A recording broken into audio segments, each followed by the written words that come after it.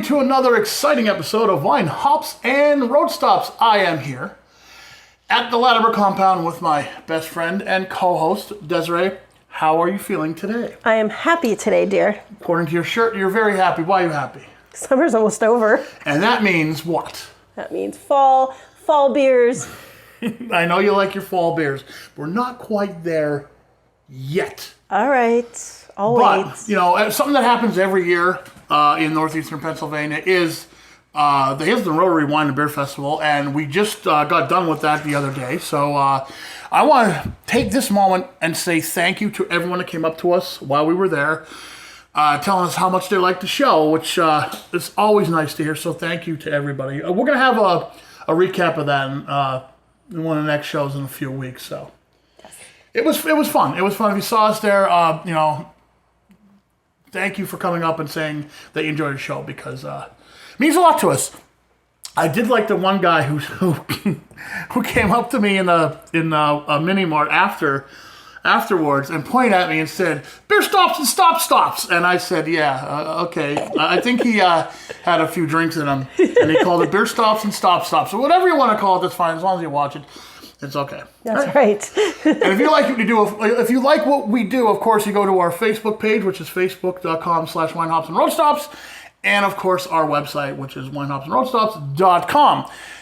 So that's out of the way. Let's talk about our sponsor for the show, which is visitluzernecounty.com. The Brewers Trail Oktoberfest, sponsored by Visit Luzerne County, will begin on Friday, September 16th, and end on October 2nd at participating breweries. So if you go to our website, you can check all that stuff out. The breweries featured on this show and the next show, they all got together to create a special brew. And what is that special brew?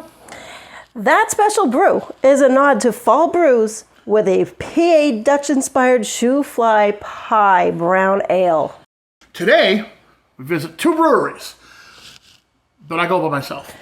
Again, I went by myself. See a pattern here. I'm sorry, dear. But listen, next show, we're going to have beers from some of these breweries, and we're going to try them here. Well, that's okay. Because you missed out, and I feel bad. I have my big girl job. Well, today we're going to visit Susquehanna Brewing Company.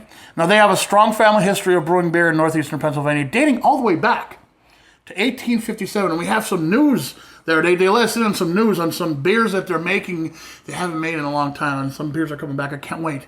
Also, my good friends at Brewer Brewing Company. Now, they've been on the show a few times. We sampled some of their beers. And if you remember me from my old show, Off the Beaten Path on WYLN, one of the first things I did when I went out to look for craft beer was I did a segment on Brewer Brewing Company like 12 years ago. Let's just take a break.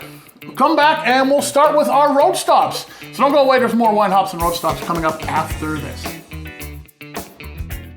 Jack Az Distilling, a small batch micro distillery in Spring Glen, Pennsylvania, specializing in flavored moonshines, whiskeys, and rums, and a large variety of cocktails to go. Visit them in Spring Glen or at their other locations, or on Facebook and Instagram.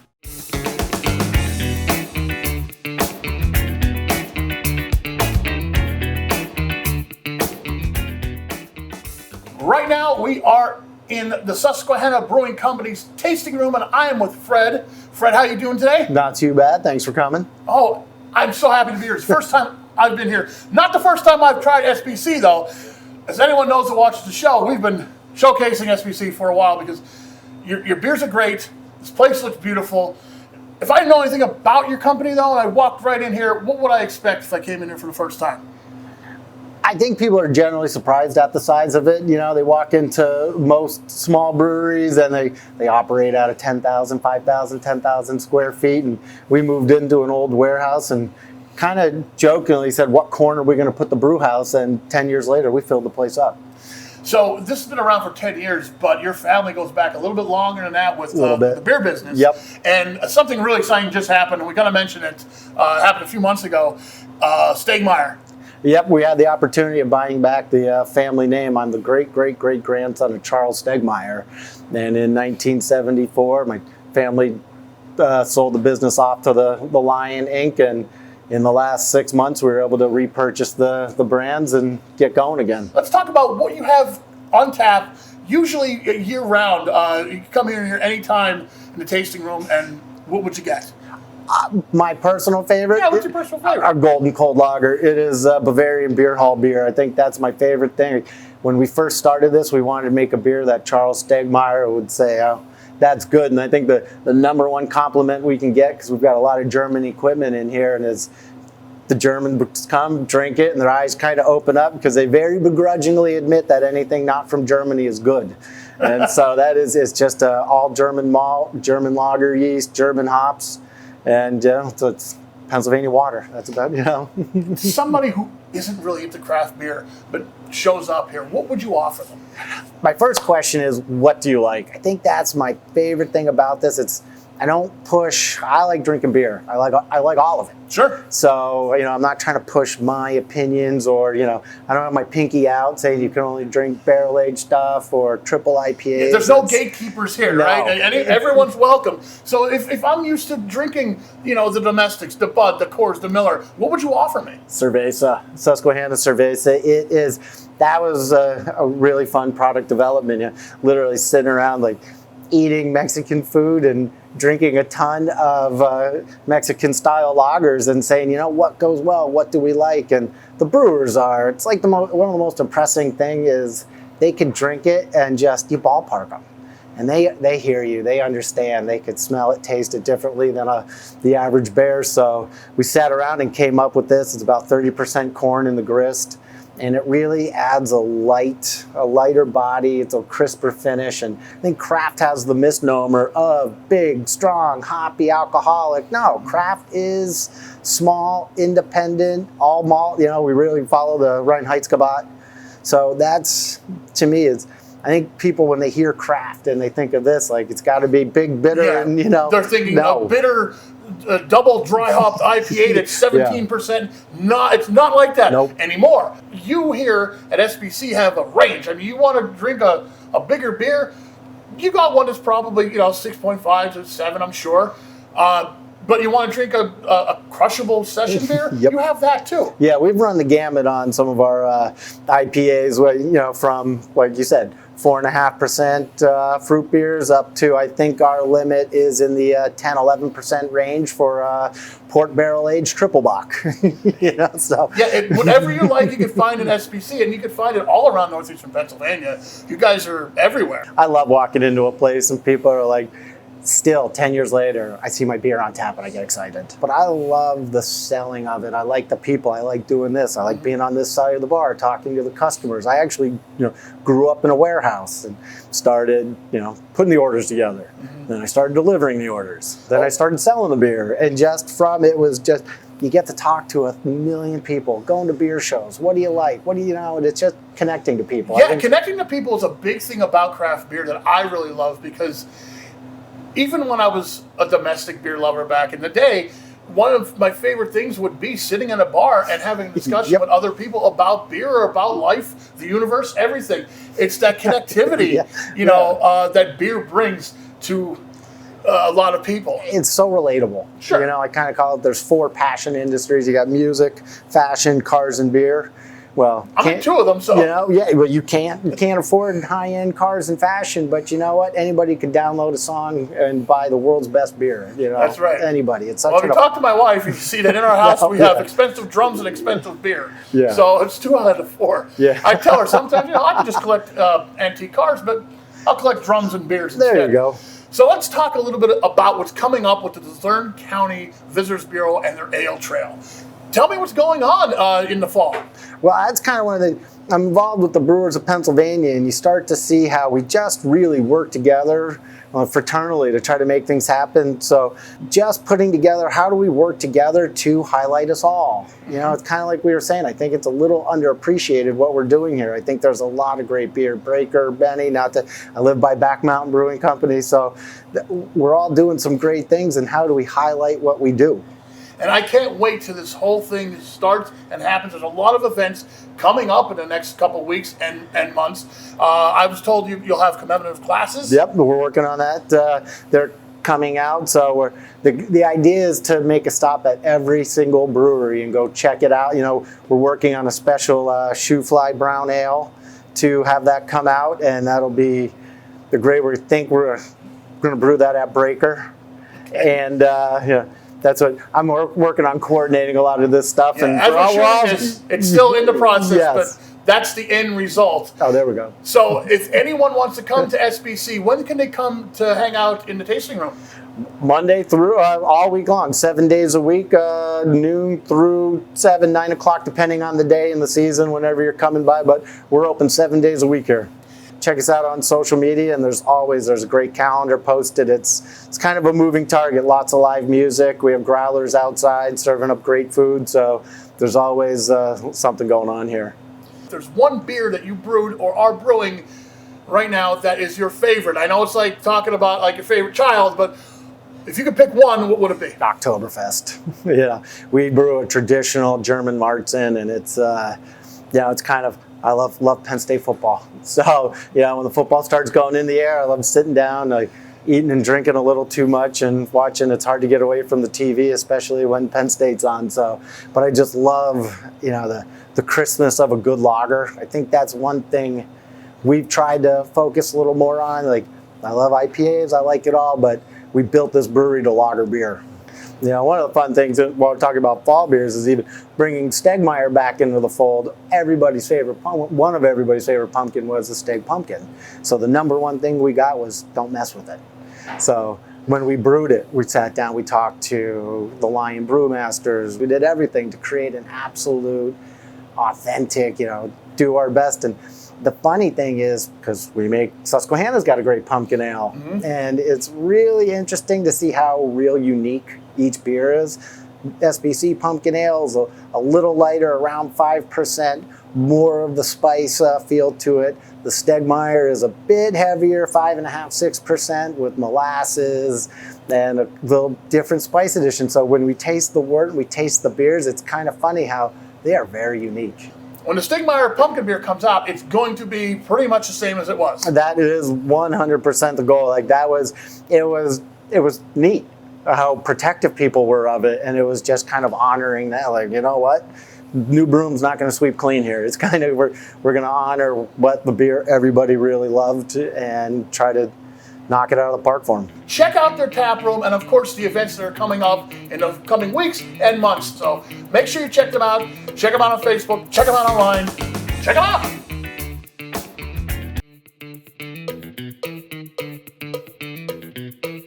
Our road stop today takes us to the Brewer Brewing Company. I am with Chris and Mark. If you recognize these guys from an older show I used to do called Off the Beaten Path, you're right. I spent some time with these guys maybe 12 years ago.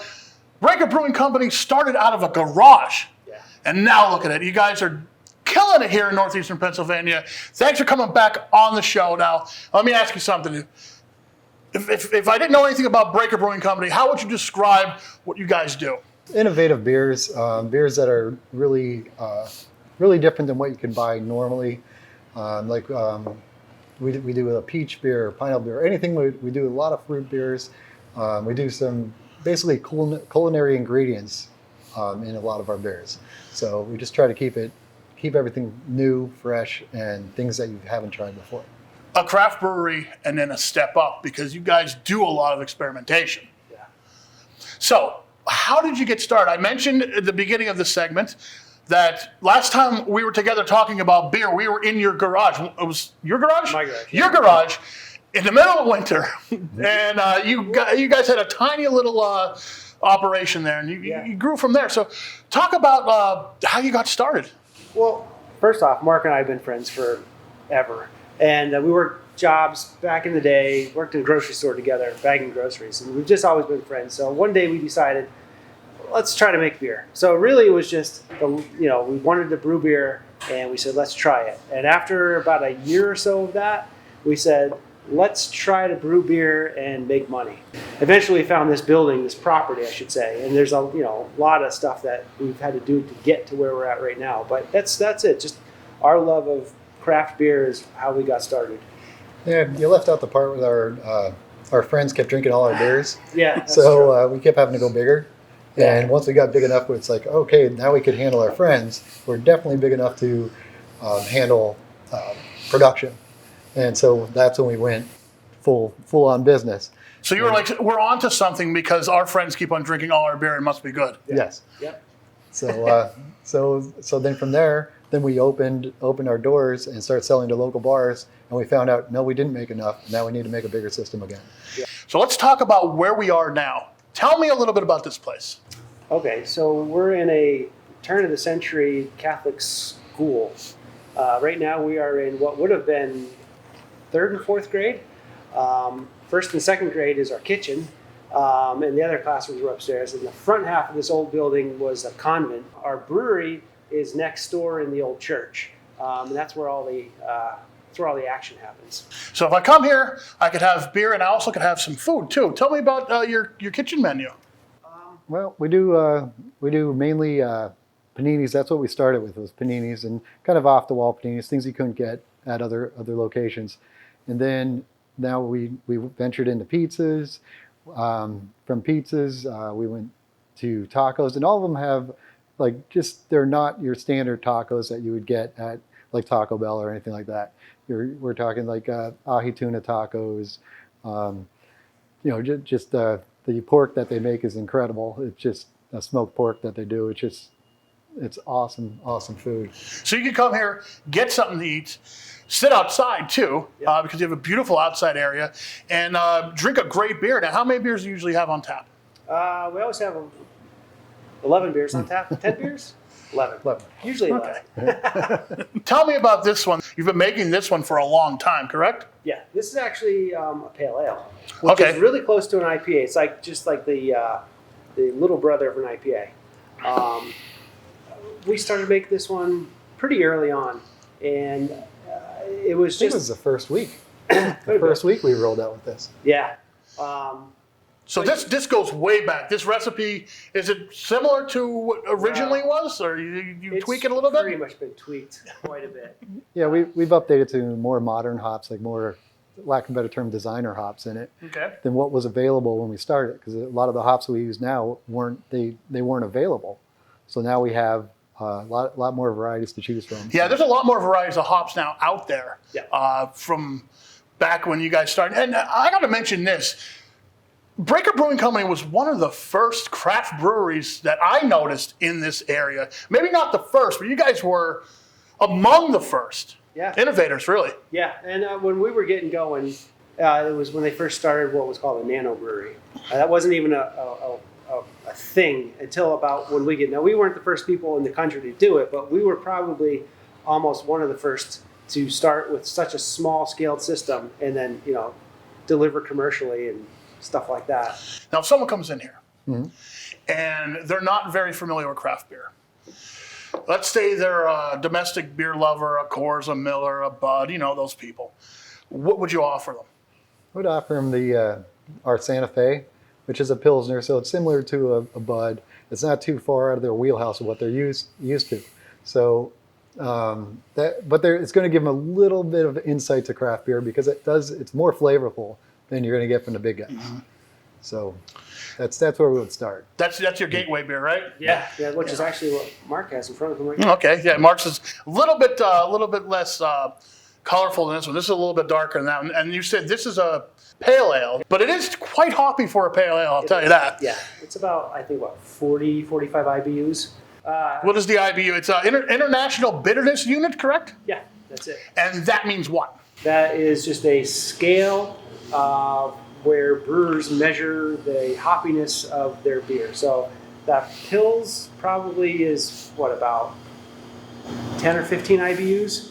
And this, I think about 40, 45 IBUs. And then if you get into some of our crazier IPAs, they can go up to 60, 70 IBUs. And some even higher than that. Right. So the lower the number is the less bitterness you're going to get. Correct. Because some people don't like that hoppy bitterness flavor. Some people do. I do. I'm a big hop head. You can hop it to the cows come home and I'll still drink it because I absolutely love the taste of hops and the bitterness there.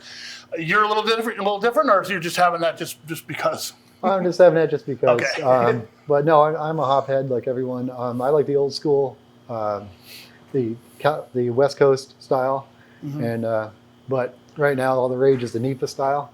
So the NEPA style is kind of cool because now you can get to those hops without getting that bitterness. You still have a lot of full hop flavor, but you don't have that sharpness that hops can provide. So you always got to watch. The IBU doesn't tell the whole story. So you're talking about like the hazy beers. They're all the rage now. Yep.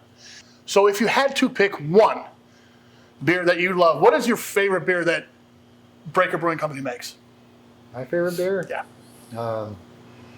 It would be any one of our IPAs, and it's just because there's such a variety, and I guess we're insatiable, so I definitely want to try something new every single time.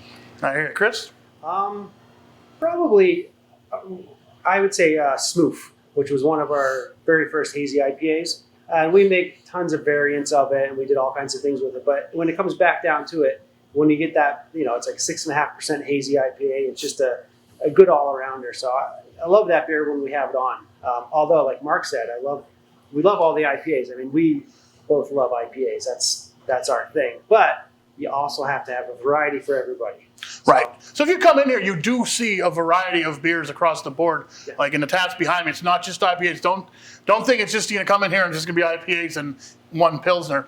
Yeah. You guys have a vast array of different beer styles. Now, do you have any events coming up that we should know about? If you check our Facebook page, we have all our events posted. We are going to be doing an Oktoberfest this year. So that's going to be a pretty big event for us. Breaker Brewing Company, check them out. They got fantastic beer. They're in a league all their own. Absolutely, guys. And thank you again for coming on the show. That's pretty much all the time we have on Wine Hops and Road Stops. Before we go, of course, visit LuzerneCounty.com is the website. I tell you, again, what do you got to do? Go there. Check out the map for all the participating breweries. Now you saw, we talked about Susquehanna, we talked about Breaker. Last episode, we talked about Back Mountain and Benny Brewing Company. So we only got one more left. Next episode, Five Mountain Brewing Company. We'll go check them out. And we're gonna get some beers and we're going to sample them right here because I feel bad that I left you out. Thank you. Yeah, so if you like what you see here and like what we do and want to talk to us, Facebook.com/Wine Hops and Road Stops is our Facebook page, and that's also where you can access our group. Anything else you got, my dear, before we close the show? I'm good. You good? Yeah, I'm good. All right, well, let's just raise our glass of wine All right, here. then. Okay, yeah. Remember, guys, life's too short to have bad beer or bad wine, of course. Drink with somebody you love and make sure it's good. Okay, let's see you next time on Wine, Hops, and Road Stops.